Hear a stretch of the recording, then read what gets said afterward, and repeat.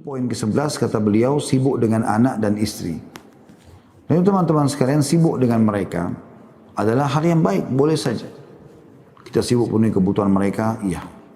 Tetapi jangan sampai sibuk dengan mereka ini membuat kita lalai dari ibadah kepada Allah Subhanahu wa taala. Dan itu yang banyak terjadi. Itu banyak sekali terjadi. Jadi karena hanya untuk mengikuti keinginan anak misalnya, maka terpaksa si orang tua melanggar hukum Allah SWT. Seperti misalnya di musim liburan, minta berenang. Pergilah ke kolam renang yang terbuka aurat-aurat di sana sini. Anak-anak tidak mengerti. Tapi karena dia menunjukkan cintanya pada anaknya dengan cara memenuhi keinginannya, maka kita tidak asing melihat ada ibu pakai jilbab besar di kolam renang, ya, ada seorang ayah berjenggot, ya, ahli ibadah, ya, kemudian ada di kolam renang hanya dengan alasan liburan anak-anak. Pada situ ada kemaksiatan. Nah ini yang dimaksud di sini. Atau misalnya karena istrinya minta dia, ya, supaya melakukan satu perbuatan misalnya, walaupun perbuatan itu dia tahu tidak boleh dalam agama, seperti misalnya mengambil hasil haram dari kantor. Tapi karena istri bilang, sudahlah kan kebutuhan saya mau beli emas, mau gini, kita bisa pakai ke luar negeri, apalah segala macam, sehingga dia lakukan pelanggaran tersebut. Nah, ini yang dimaksud. Tapi tidak masuk di sini kalau seandainya ada orang meluangkan waktu buat istri, memberikan hak mereka, meluangkan waktu buat anak, bertemu dengan mereka, ngobrol, penuhi kebutuhannya, itu masuk dalam hal yang positif, ya. Jadi sini dimaksud adalah sibuk dengan hal-hal yang bisa menjuruskan pada kemaksiatan. Makanya saya lanjutkan bahasanya karena ini sangat berhubungan sebenarnya dengan masalah introspeksi diri tadi. Penulis mengangkat ayat Al-Quran dalam surat Taghabun ayat 14 yang berbunyi, A'udzu billahi minasyaitonir rajim, ya ayyuhalladzina amanu inna min azwajikum wa auladikum aduwwan lakum fahdharuhum. Hai orang beriman, sungguhnya di antara istri-istrimu dan anak-anakmu ada yang menjadi musuh bagimu. Maka berhati-hatilah kamu terhadap mereka. Ibnu Abbas berkata, radhiyallahu anhu, ayat ini diturunkan di kota Madinah berkenaan dengan kejadian dialami oleh Auf ibn Malik al-Ashja'i.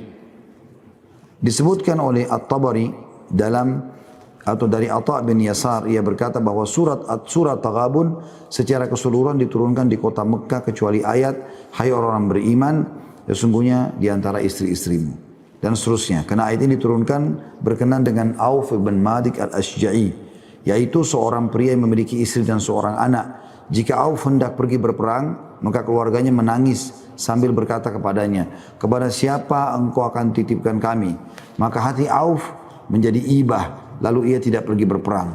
Maka Allah Subhanahu wa taala berfirman dalam surah Al-Anfal ayat 28, A'udzu billahi minasyaitonir rajim, wa'lamu annama amwalukum wa auladukum fitnah. Dan ketahuilah bahwasanya hartamu dan anak-anakmu itu hanyalah sebagai cobaan saja. Ya, ini diambil dari tafsir Jami' di Ahkamul Quran, tafsir Qurtubi jilid 18. Jadi teman-teman, ada sebagian salafus saleh itu dia panggil istrinya untuk sholat. Tapi kalau istrinya tidak bangun sholat malam, dia pun pergi sholat. Ya, dia sholat. Dia tidak mau terlalai dengan istrinya tidur yang tidak mau ikut ibadah. Karena di antara mereka itu sampai sekian tahun sholat malam, istrinya nggak tahu kalau dia sholat malam. Untuk menjaga supaya keikhlasan dia ada gitu. Satu malam istrinya merasa terbangun, lalu dia lihat tidak ada suaminya, atau suaminya lagi sholat. Dia penasaran mau tahu apakah suaminya kerjakan tiap malam atau tidak. Dalam beberapa hari terus dia kerjakan, dia pura-pura tidur, terus suaminya bangun sholat. Dan setiap malam begitu, dari malam suntuk sampai pagi. Maka setelah beberapa hari berlalu, dia mengatakan, wahai suamiku, aku berapa malam ini memastikan melihat kamu tidak pernah tidur malam hari. Cuma tidur berapa saat, berapa menit kalau kita sekarang. Lalu bangun sholat malam. Ya, tidakkah kau kasihan pada dirimu sendiri? Apa jawaban dia? Istirahat, tidurlah. Sesungguhnya apa yang aku lakukan ini untuk kebaikanku dan kebaikanmu juga. Artinya kalau aku nanti selamat di akhirat, kau pun akan ikut selamat. Ya. Jadi mereka bukan malah terpengaruh dengan pasangannya yang membuat dia lemah dalam beribadah. Ibnu Katsir berkata tentang Al-Anfal ayat 28 tadi, dan ketahuilah bahwasanya hartamu dan anak-anakmu itu hanyalah sebagai cobaan. Maksudnya adalah sebagai ujian dan cobaan dari Allah SWT kepadamu. Maka jika Allah memberikan semua itu kepadamu adalah agar Allah mengetahui apakah kamu bersyukur kepada Allah ataukah kamu sibuk dengan mereka dan rela dengan tawaran mereka daripada perintah Allah. Tafsir Ibnu Katsir jadi dua tentunya. Ini sebagaimana saya bilang tadi contoh-contohnya ya. Karena banyak laki-laki korupsi, ya, mencuri, menipu, melakukan perbuatan-perbuatan haram justru karena tekanan istrinya, justru karena desakan anaknya, itu kan kebutuhan mereka. Istri dan anak merupakan cobaan bagi suami. Terkadang seorang suami sibuk mengurus semua hal itu dengan melalaikan ketaatan kepada Allah Ta'ala, khususnya jika istri bukan wanita salihah, hingga istri menyibukkan dirinya dan suaminya kepada kebatilan. Sibuk pergi ke bioskop, sibuk pergi ke karaoke keluarga, sibuk pergi dan itu.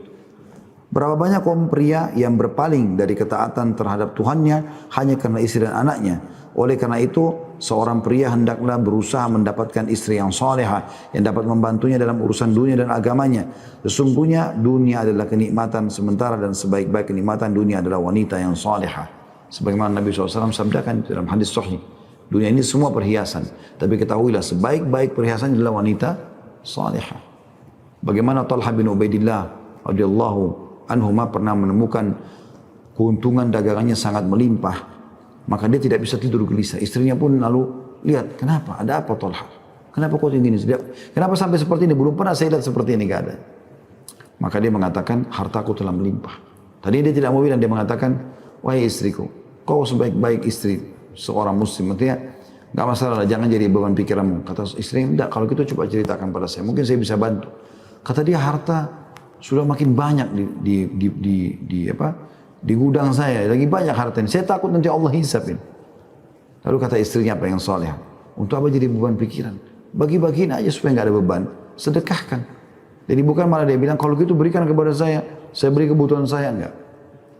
Maka dia pun sama istrinya semalam suntuk gak tidur, bungkusin uang-uang itu dibagikan kepada fakir miskin malam itu. Tidak tiba subuh hari, kecuali sudah habis semuanya. Pria yang lurus mengetahui bagaimana mendidik istri dan anak-anaknya dengan pendidikan yang baik yang dapat membahagiakan hatinya. Akan tetapi tidak sedikit kaum pria yang tidak mengetahui bagaimana pendidikan yang baik dan bahkan mengabaikan hal itu. Lalu sebagai akibat mereka mengalami kegagalan dan kerugian, dan hal ini banyak menyita waktu, pemikiran dan kesedihan sang suami atas kondisi dan keadaannya, serta kepasrahan kepada cinta istri, sekalipun harus mengorbankan agamanya, bahkan mungkin hilangnya makna kaum laki-laki adalah pemimpin bagi kaum wanita. Sungguh sangat hinalah dalam pandangan mata seseorang yang bersifat istiqomah atau konsisten berjalan dengan mengendarai mobilnya di jalan raya bersama istri di sampingnya yang telah melepaskan jilbab, serta membiarkan istrinya menjadi pusat perhatian pria asing dengan menggunakan perhiasan murahan. Bukankah hal itu merupakan kelemahan? Tanda tanya. Ketahuilah bahwa yang demikian itu adalah fitnah dan kelemahan. Dan tidak diragukan lagi bahwa hal itu memberikan dampak buruk terhadap sikap konsistensi seseorang. Karena hal semacam itu bertentangan dengan keistiqomahan yang hendak ia jalani. Syekhul Islam Ibnu Taimiyah berkata rahimahullah, jika hati seorang pria tertambat pada seorang wanita walaupun wanita itu adalah halal baginya dalam kurung istrinya, maka hati pria itu akan menjadi tawanan bagi wanita itu. Saat itu wanita menguasai diri suami dan dapat berbuat sekehendaknya. Sementara pada hakikatnya pria adalah tuannya, karena pria adalah suaminya. Adapun anak, maka cukup dengan apa yang disabdakan Rasulullah SAW, al-waladu mahzanatun majbadatun majhalatun mabkhalatun. Artinya anak dapat membuat seseorang menjadi sedih berlebihan, takut berlebihan, bodoh berlebihan, dan pelit. Jadi ini hadis Nabi SAW luar biasa. Hadis ini diriwayatkan oleh Albani dalam Sahihul Jami', ya, atau disahihkan oleh beliau. Orang yang di atas tidak berarti hanya meninggalkan pernikahan. Orang yang di atas tidak berarti harus meninggalkan pernikahan dan tidak punya anak. Melainkan maksudnya adalah bersikap waspada terhadap semua itu agar tidak tergelincir pada perbuatan yang haram. Dan sudah kita berikan tadi tentunya contoh-contoh ya tentang masalah pelanggaran-pelanggaran yang terjadi. Allahu a'lam.